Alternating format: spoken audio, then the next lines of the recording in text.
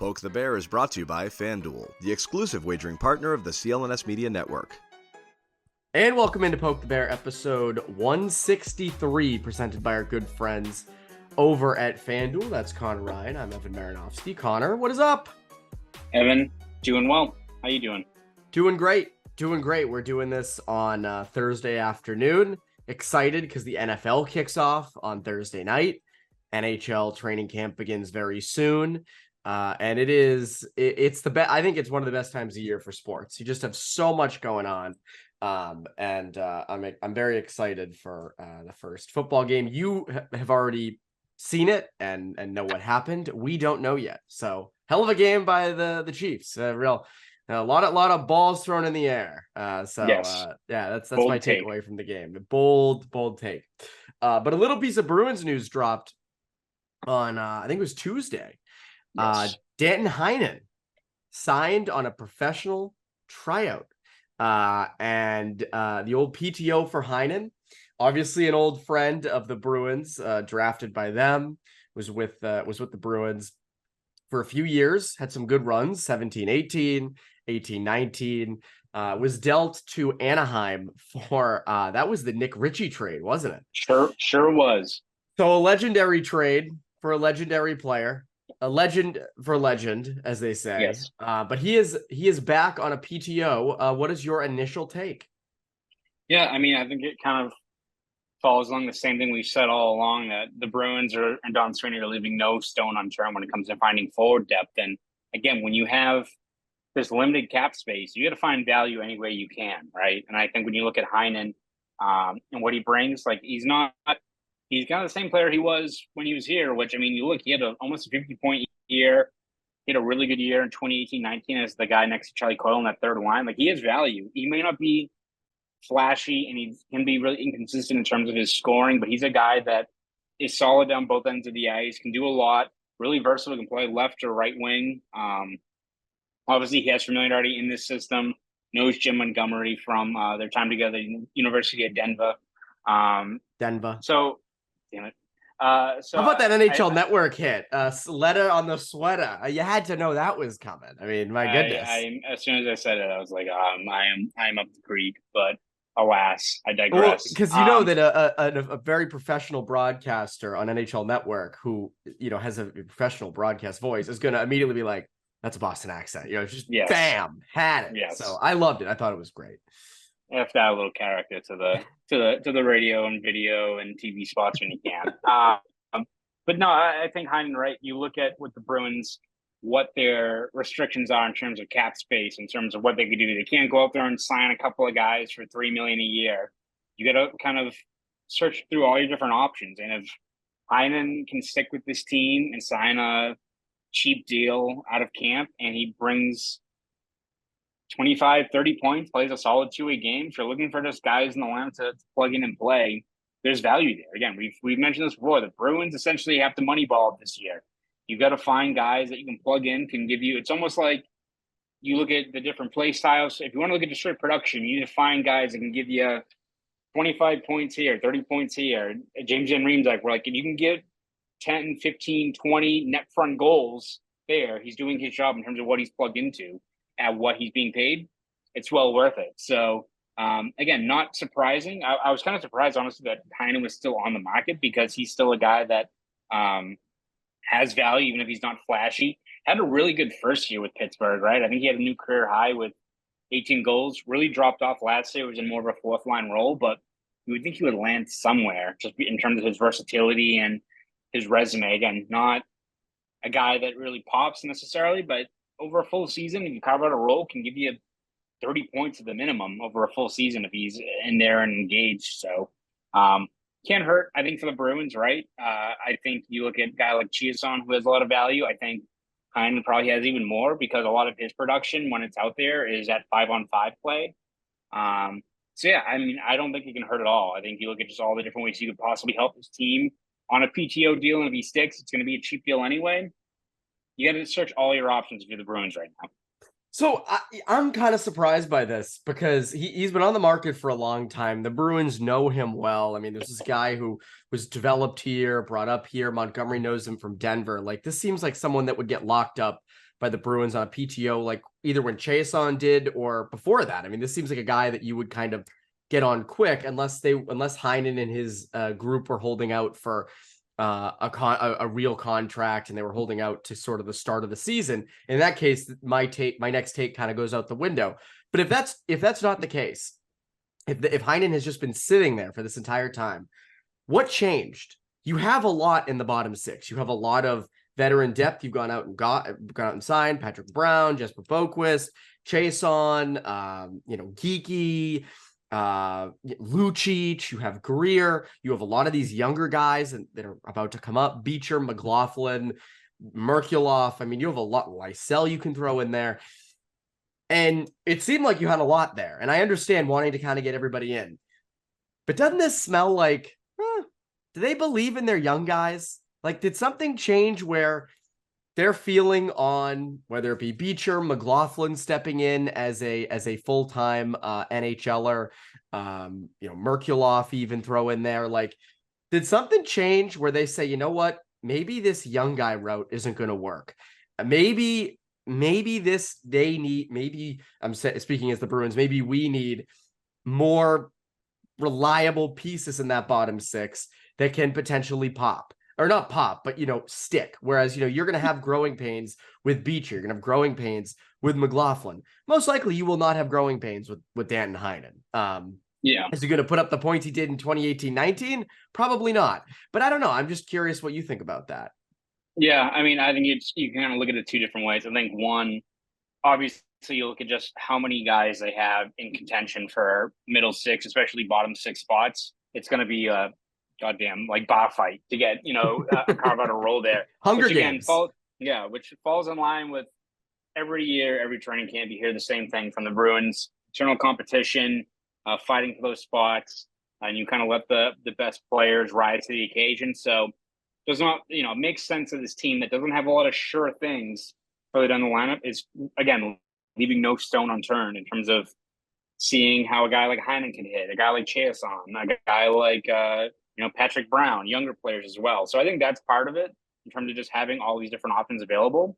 And then when I look at the younger players and the role, I think, you see people push back at the fact that this is probably the year to see these guys have it. But I think for the Bruins, it's two different things. It's one, you don't want to just give a spot to a guy, right? Which, again, you can if you're the Arizona Coyotes and you're fine with them rolling through the bad parts. Like if Fabian Lysell was in Arizona, hell, maybe he's already up in the lineup, and the flaws in his game that he needs to iron out, which are expected, right? There's stuff of his defensive game, effort at times, some lapses there. Happens to every young player. Teams like the Coyotes or other teams that are very far away from contention roll with the punches in those regards, right? The Bruins, not to say that they are a true top tier contender, but they still think they're competitive. And I think you'd rather have him iron out those things. Clearly they do, yeah. Yeah, I mean, I think they'd rather have him go through those punches and go through those growing pains down in Providence if it's available. And again, I think for them, it's kind of the same with like Lauko last year, where I forgot about him too. yeah. I mean, he add him to the mix as well. Like, it's one of those things where they don't want to make it easy for these guys to seize these roles. You have to leapfrog other players, established players, to get that spot. Which, if you're, you could view it as some of these younger players are like, shit, all right, like trained all off season and feeling good, but like, goddamn, there's four guys in front of me. But from the opposite, the different side of the same token, the Bruins probably like, well, the guys we want are the guys that are like, screw this. I'm still going to leapfrog all these other guys out there. I'm going to force the Bruins' hand in terms of having them waive maybe a guy they signed or two just to carve out a spot for me. So I think the Bruins are approaching that mentality in terms of these younger guys. They're not going to have anything handed to them. But also, I think when you have guys like Heinen or Boquist or some of these other guys, it also, as you said, you mentioned it, gives you some insurance. It's one thing to, I think, people get excited when it's like, all right, we're going into the year, pencil Merkulov in, pencil Lysell, let's see what these guys got. What if you're in October 28th and Lysell has 1 goal and 1 assist in 11 games? And, these guys are, and again, that's not to say that over that first stretch, if he was in the lineup and struggling, that's an indictment on him and what he's going to be. But if you're the Bruins and you have these other options you can turn to, it just gives you some added insurance in terms of not putting these guys in the spots where either they're not ready or they're not feeling good about their games at that point. So If you have to turn to a guy like Heinen, who's been in the system, is an established player for what he brings, and you can turn to him as opposed to maybe putting a guy who's not ready yet, I think the Bruins would much rather do that than throw a guy into the fire. Get ready for the NFL season with incredible offers from Fanduel, America's #1 sportsbook. Because right now, new customers can bet $5 and get $200 in bonus bets guaranteed. Plus, all customers who bet $5 will get $100 off NFL Sunday Ticket from YouTube and YouTube TV. Now is the best time to join FanDuel. The app is easy to use, and you can bet on everything from spreads to player props and more. And frankly, that's the best part about FanDuel, is that you can bet on anything. You want to bet on how many touchdowns Mac Jones is going to throw this year? Be my guest. Maybe how many wins the Bruins are going to have in 2023-24. Go for it. You can do it all. So bet now on an app that's safe, secure, and super easy to use. Plus, when you win, you can get paid instantly. So visit FanDuel.com/Boston and kick off the NFL season with an offer you won't want to miss. FanDuel, official partner of the NFL. Yeah, and I also think, just as you said, they still believe they're a contender. By the way, I still think this roster contends. I'm not saying that they're not, but our kind of view of it this offseason has been like, let's see what these kids can do. You know, I mean, I'm not saying like just let the bottom six be all kids, but you know, I don't know. There's a lot in front of guys like McLaughlin and Beecher and Merkulov and Lauko. Like, and again, yes, it is their job. They have to beat out, and they have to be good enough to not just beat other teams, but they have to beat out Patrick Brown and Jesper Boquist. I mean, if you can't beat out those guys, how the hell are you gonna, you know, beat up against other teams, and how are you gonna win those line matchups? I completely agree. But I just think that for those guys, I don't know if it's demoralizing or not, that it's like, oh, another guy gets added in front of me in line. And I also wonder, like, what does it say about the coaching staff, or not the coaching staff, but the front office? Like, do they believe that these young guys are, you know, like, we've watched Beecher down Providence for, you know, a little while here. We've watched Merkulov for a season. McLaughlin has been down there for a full, you know, his first full season. So obviously, yes, we kind of turbocharge things, and good things take time. I get that. But I'm wondering if the front office thinks like, oh, maybe they aren't ready, or maybe they're not, you know, ever going to be ready. I'm not saying that they do believe that, but getting a guy like Heinen in, certainly, I mean, again, he's a proven guy. It goes to show you how bad the market is. I mean, that's a guy that a couple of years ago should be getting a 2 or 3 year contract somewhere as a depth option. This offseason, obviously not the case, which brings me to this point. I told I think his name is Jack at JJ Hockey on Twitter. Jared, excuse me, my bad. Jared at JJ Hockey _15 on Twitter asked us, you know, would Heinen now factor into your bottom six? Because we mentioned who our projected bottom six is on Bruins Beat, and I think he does. I don't envision a world in which he doesn't, at least like on paper to start, kind of going into training camp. And I mean, he could factor in even to like the third line if you really, that's where he kind of fits more. I mean, you could in a perfect world, you could have Heinen, Geeky, Frederick as a line. Like that's not a bad line. So yeah, but again, that pushes Lauko or whomever would be that third guy on that third line. That pushes them down. What do you think? Yeah, no, I mean, I think his versatility, he's a guy that has played all throughout the lineup before and has had success. I mean, how he even like was playing with like Brad Marchand at one point and like looked pretty solid there. Not to say that, not to pull another Frederick up in the top line, but like, you know, he can do those different I'm just roles. joking. Like, I'm joking. But like he has proven that in the past, right? And I think having just when you have so much your lineup in flux and you don't really know where exactly guys are going to slot in, having a guy like Heinen, if he hits again, like he could not put together a good showing during the preseason. Maybe he's just not, you know, cut out for this team. But if he plays the way we've seen him play before and has that versatility, you're probably more comfortable with a guy like him than a Cheoson or a Boquist. You kind of know what you're getting, and you know that if need be, you can push him up the lineup for a game or two. Not to say, again, that he's a top six guy, but he can kind of slot all across the lineup. He was a useful kind of Swiss Army knife in that regard during his time here. So, yeah, I think third line could be a spot he could definitely play for. Like, there's some, intriguing options there. If you have a guy like Geeky, Frederick, Heinen, as you said, like, is that, like, the highest ceiling line in terms of scoring? No, but, like, again, I don't think ever wherever you put Heinen, he's a detriment to your team, right? No.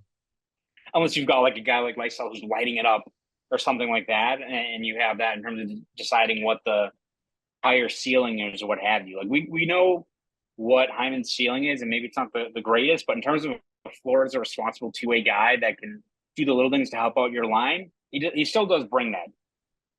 And it's interesting in terms of ceiling, in terms of if you wanted to put a bottom six line together that could score the most possible goals. I don't know. Heinen might factor in. I think Heinen would be a fit. But you know where Heinen used to fit fairly well next to? Charlie Coyle. And that's interesting. I don't know. So that's why I think that, again, Heinen makes the most sense on paper to start. Again, as you said, Heinen could give it a training camp in the preseason and be useless. You know, I mean, he might not have it. You know, I mean, like that could easily be the case. I'm not like penciling him in yet or anything. I'm just saying on paper that makes the most sense. But I mean, that's another guy who could vie for potentially the top six. Now, you know, the listeners are probably going, my God, then this team's going to be not so great. But again, just factor in environment he was once comfortable in and was developed in.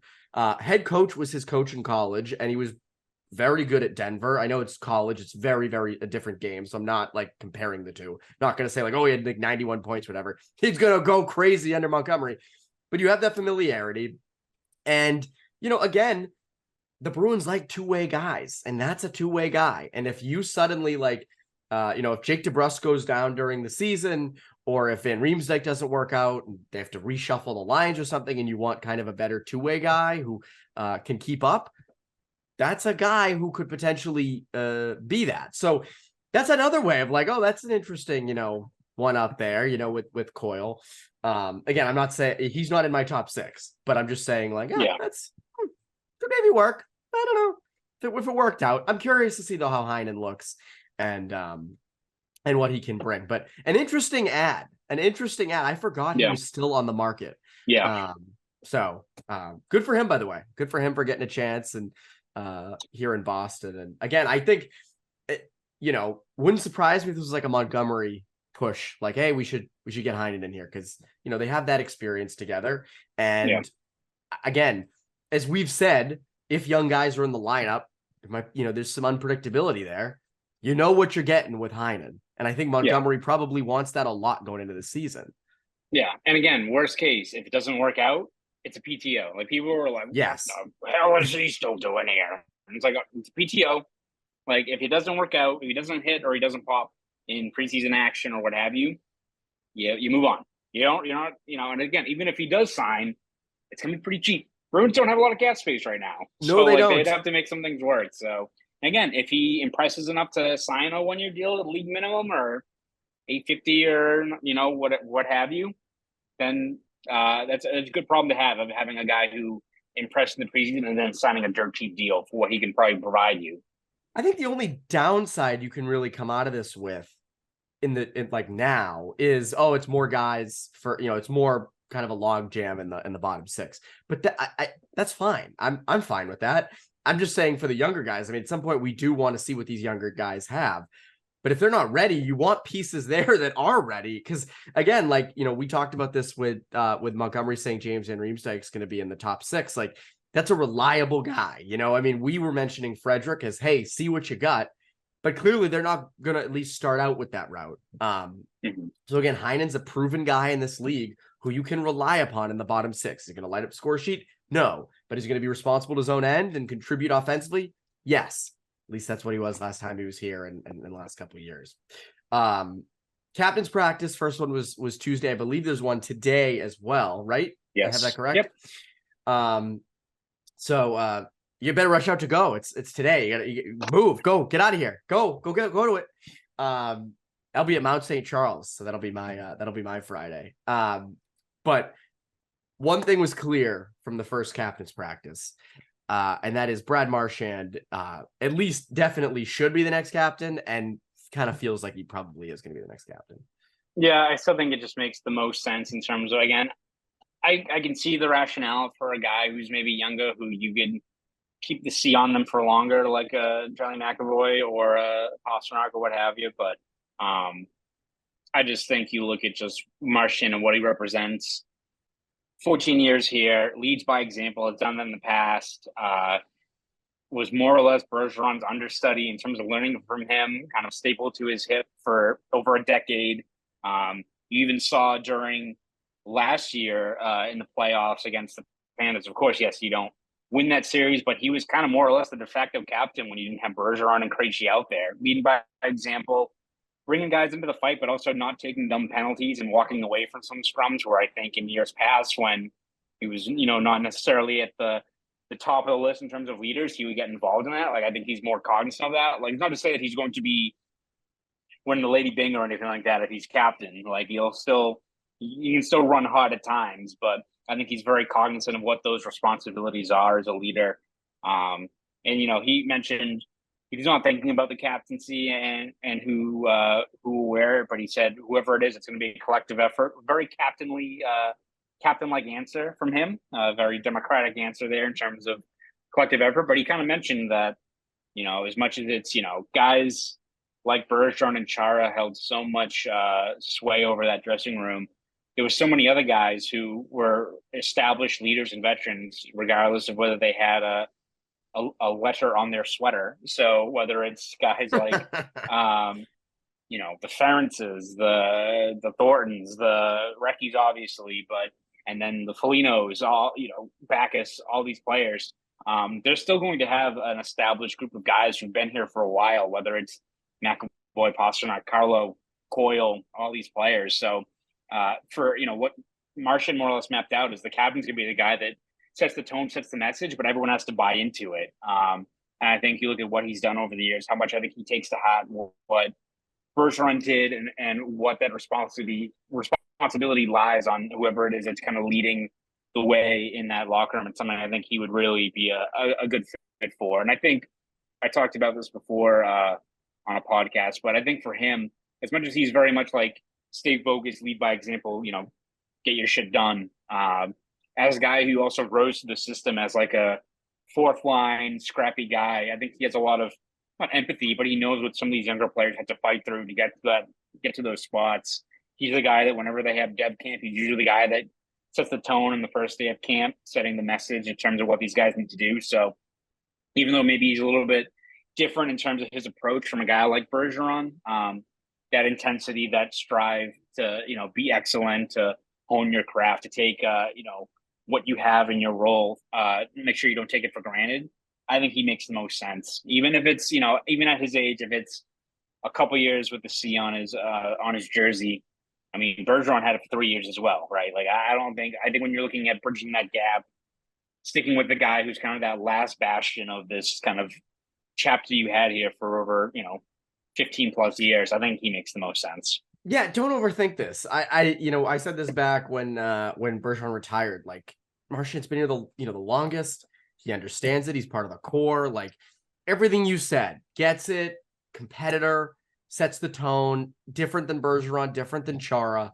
Obviously, yes, he's had his stuff in the past, but like, I don't know. This is an easy pick. I think it should be, and I think it will be. I don't think they're going to overthink this. McAvoy and Pastrnak could be great captains down the road. I'm not saying that they're not, but you have a guy like Marchand here who's been, a cornerstone of the franchise for 14 years here. Like, I think it's pretty clear. And as I've said in the past, like, if you're not going to make him captain, then you got to look good and hard at what his future is here, and if it should be here or somewhere else, and you get pieces for him, because he should be the next captain. And I'm not saying trade him because I want to. I'm saying like you literally, like, if you're not gonna make him the captain, like, gotta do something. So again, I think he should be the next captain. I don't think that should be that hard of a decision. I'm curious when that comes out, how they announce it. It's gonna be something fun. If it's him, it's gotta be something fun. I think if there was like McAvoy or Pastrnak, they'd just be like, oh, we're announcing them as the next captain. People, they wouldn't do like maybe they do the same thing with Marchand where they give him the C and then they're like, yes, just kidding, like the Bergeron one. Yes. But I think they do something similar. They have to. The content team over there is very creative, so I would hope they come up with something good for if and when they announce him as the next captain. But anyways, Connor, what could people look forward to from you over at Boston.com and the Boston Globe? Yeah, we finally got past the off season. We're now starting the preseason. So whether it's doldrums are done, the doldrum is done. So whether it's captain's practices, You have the golf tournament next week, where we talk to a few more guys. We're going to slowly start ramping things up here finally before we get to training camp, which I believe is, I think, like the 19th or 20th, I want to say. I don't get set in stone yet, but it's around then. So we're not very far away from it, building towards it. We're going to have you covered with stuff in the days leading up to it, obviously. So please read all of our stuff over at boston.com. If you want to follow me on Twitter, you can at Conor Ryan _93. Go do all that. That's Conor Ryan. I'm Evan Marinofsky. You're presented by FanDuel. You poke the bear, listeners. Have a great rest of your week.